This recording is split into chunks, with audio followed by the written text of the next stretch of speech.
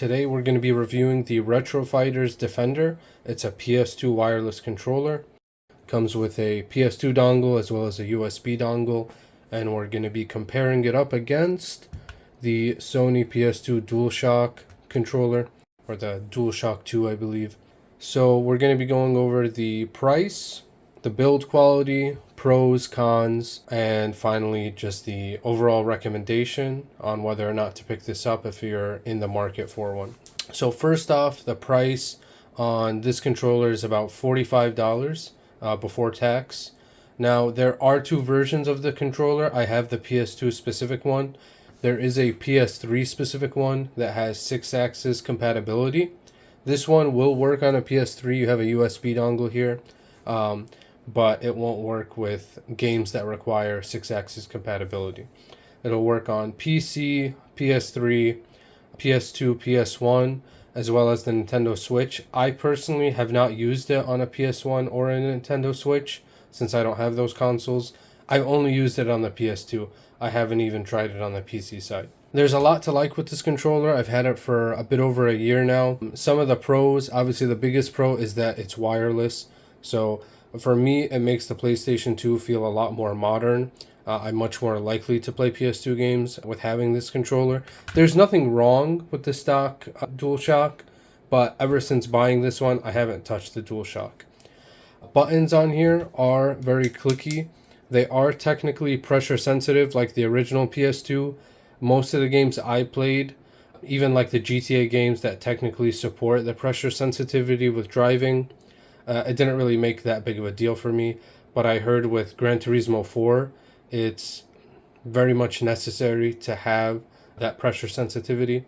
But for most games, they don't really make good use of it. But if you're interested in playing a specific PS2 game that requires that pressure sensitivity, this controller does have it. Build quality overall, I was a bit worried from the images. This kind of looks like an Xbox controller. I was worried it wouldn't feel like a PS2 controller, but it does. Since buying this, I haven't used this guy, so I haven't used the original DualShock, that is. I've enjoyed it. All the buttons, feel good. You do have triggers on the back here, which you don't have on the original DualShock. But speaking of triggers, we'll get into our cons here.